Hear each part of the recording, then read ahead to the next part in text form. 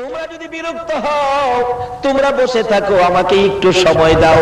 ও বান্ধবীরা, আমি যারে মনের মানুষ বানাবো, আমি যাকে স্বামী বানাবো, আমি যাকে বন্ধু বানাবো, রে বান্ধবীরা, আমি ওই লোকটাকে একটা না 40টা রাত্র তারে আমি স্বপ্নে দেখেছি।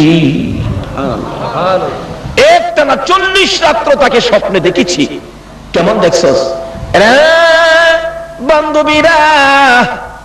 এই লোকটার কপালে লেখায় আছে রে মুহাম্মদ। সুবহানাল্লাহ।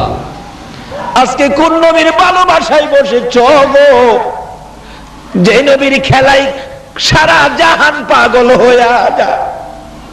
কে তোমাদেরকে বাধা দেয়? কে নবীর মিলাদ থেকে দূরে নিতে চাই? নিশ্চয় তারা নবীর দুশমন। এই নবীর দুশমনের পক্ষে অনুরোধ করে যায়, আপনারা কেউ যাবেন না।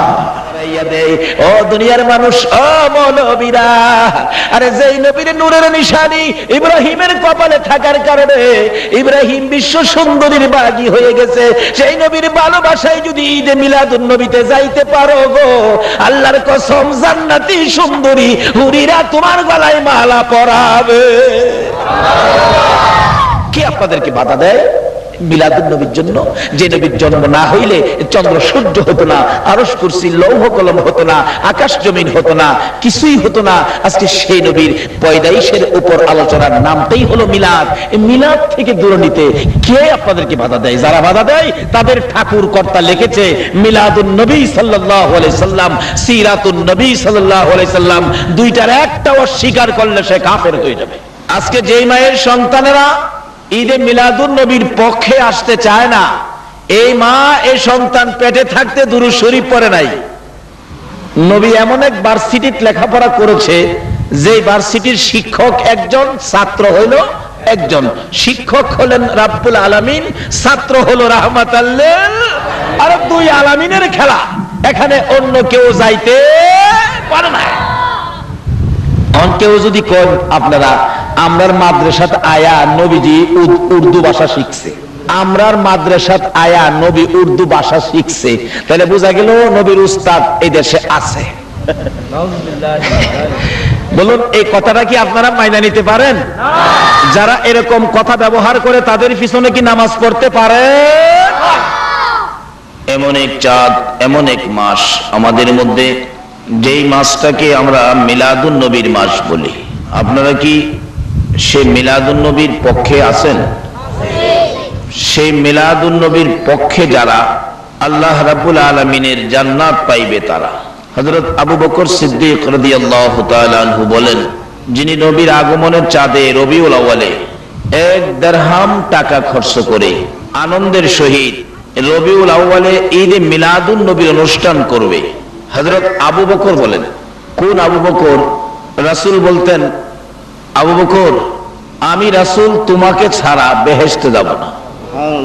আল্লাহ বলেন, বন্ধু, তোমার আবু বকর আমাকে তোমার ভালোবাসায় এত খুশি করেছে।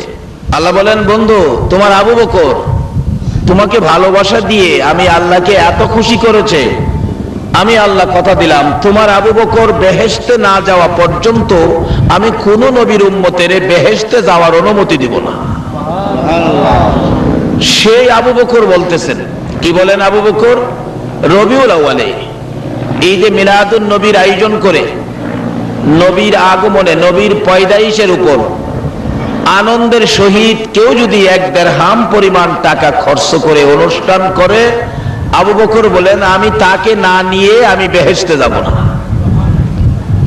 তাহলে আমরা নিশ্চিত হতে পারি, যারা রবিউল আউয়ালে ঈদে মিলাদুন নবীর মাহফিলের আয়োজন করেন, আনন্দের সহিত কিছু টাকা পয়সা খরচ করেন, আবু বকরের বাইশের উপর আমরা নিশ্চিত হতে পারি আমরা বেহেশতি। আসলে যারা মিলাদুন নবী চিনে না তারা রাসূল চিনে না, যারা রাসূলকে চিনে না তারা আল্লাহকেও চিনতে পারে না। কারণ রাসূল ছাড়া আল্লাহ চিনা সম্ভব নয়।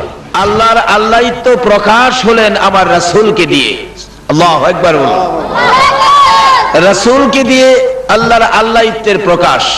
আজকে সেই রাসূল ছাড়া আমরা কোনোদিন আল্লাহ পেতে পারি না। কিন্তু আগে রাসূলকে চিনতে হবে। আমরা যে অনুষ্ঠানে আসলাম, অনুষ্ঠানটার নাম হলো মিলাদুন নবী। বলুন, এটা কোন অনুষ্ঠান? সবাই বলতে হবে এটা কোন অনুষ্ঠান? মিলাদ শুধুমাত্র এক নবীর উপরেই হয়। হযরত আদম থেকে শুরু করে ঈসা আলাইহিস সালাতু সালাম পর্যন্ত কোন নবীর উপর মিলাদ হয় না। শুধু এক নবীর উপরে মিলাদ, যেই নবী সৃষ্টি না হইলে কোন নবীর নবুয়তির সৃষ্টি হইত না। এই নবীর পক্ষ নিয়েছিলেন একজন মহিলা। মহিলাদের কথা বলবো নাকি আপনারা আবার রাগিয়ে যাবেন? মহিলারাও তো ওয়াজ শোনে না? আসলে সত্যিকার অর্থে এই নবীরে সর্বপ্রথম মহিলারাই চিনছে। এখন তো আমরা মহিলাদের কথা বেশি বলতে চাই না, কারণ মহিলাদের এমনিই তো যেই পাওয়ার বাড়ছে, আর পাওয়ার বাড়বেই না কেন? বাংলাদেশের দুইটা আসন, একটা সরকারি দল একটা বিরোধী দল, দেখবেন ঘুরে গেরা এই আসনগুলো তো হেরারই। সরকারি দলের দিকে তাকাইলেও দেখবেন এরাই, বিরোধী দলের দিকে তাকাইলেও দেখবেন এরাই, কাজেই সব মানে হেরারই। তো এই জন্য হেরারে আর বেশি কিছু কইতে চাই না। তবে ঈদে মিলাদুন নবীর বরকত তাদেরকে না দিয়া পারা যাবে না, দিতেই হবে। আল্লাহু আকবার বলুন। কেন দিবেন না? যার আগমনে ঈদে মিলাদুন নবী, যার আগমনে ঈদে মিলাদুন নবী, বলুন এই নবীর